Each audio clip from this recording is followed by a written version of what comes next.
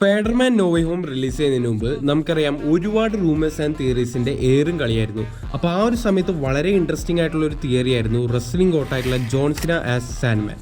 അപ്പോൾ ഈ ഒരു കൺസെപ്റ്റ് വെച്ചിട്ടുള്ള ഒരു ഫാൻ ആർട്ടൊക്കെ വന്നിട്ടുണ്ടായിരുന്നു. ഈവൻ ജോൺസിനെ വരെ ഈ ഒരു ഫാൻ ആർട്ട് പുള്ളിയുടെ ഇൻസ്റ്റഗ്രാം പേജിൽ കൂടെ റീപോസ്റ്റ് ചെയ്യുകയുണ്ടായി. പക്ഷെ എന്നിരുന്നാലും നമ്മുടെ OG സാൻഡ്മാൻ ആയിട്ടുള്ള തോമസ് ചർച്ച തന്നെയായിരുന്നു സ്പൈഡർമാൻ നോ വേ ഹോമിൽ സാൻഡ്മാൻ ആയിട്ട് വന്നിട്ടുണ്ടായിരുന്നത്.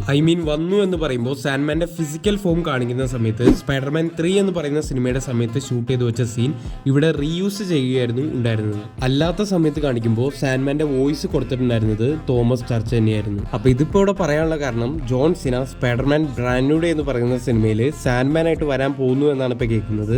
എന്തായാലും മെയിൻ വില്ലനായിട്ടായിരിക്കില്ല ജോൺസിന വരാൻ പോകുന്നത്. കാരണം ഇപ്പോൾ ഓൾറെഡി സ്പൈഡർമാൻ ഇതുവരെ നേരിട്ടയിൽ വെച്ച് ഏറ്റവും കൂടുതൽ വില്ലന്മാരാണ് സ്പൈഡർമാൻ ബ്രാൻഡ് ന്യൂ ഡേയിൽ വരാൻ പോകുന്നത്. അതുകൊണ്ട് തന്നെ നെക്സ്റ്റ് പാർട്ടിലേക്കുള്ള ഒരു ലീഡ് എന്നുള്ള നിലയിൽ പോസ്റ്റ് ക്രെഡിറ്റ് സീനിലായിരിക്കും ജോൺസിനയുടെ സാൻഡ്മാനെ കാണിക്കാൻ പോകുന്നത്. എന്തായാലും ജോൺസിന സാൻഡ്മാൻ ആയിട്ട് പെർഫെക്റ്റ് കാസ്റ്റ് ആയിരിക്കും. കാരണം നമുക്കറിയാം ജോൺസിന DC പീസ് മേക്കർ ഏത് ലെവലിലാണ് ചെയ്തു വെച്ചിട്ടുള്ളത് എന്നുള്ളത്. പിന്നെ കിട്ടിയ ഒരു അപ്ഡേറ്റ് ആണ് ഈ വർഷം റിലീസ് ചെയ്യാൻ പോകുന്ന സ്പൈഡർ നോയർ എന്ന് പറയുന്ന സീരീസിലും ഒരു സാൻഡ്മാൻ ഉണ്ടെന്നാണ് ഇപ്പോൾ കേൾക്കുന്നത്. ഈ ഒരു യൂണിവേഴ്സിലെ സാൻഡ്മാൻ ആയിട്ട് വരുന്നത് ജാക്ക് ഹസ്റ്റൺ എന്ന് പറയുന്ന ഒരു ആക്ടർ ആയിരിക്കുമെന്നാണ് ഇപ്പോൾ കേൾക്കുന്നത്.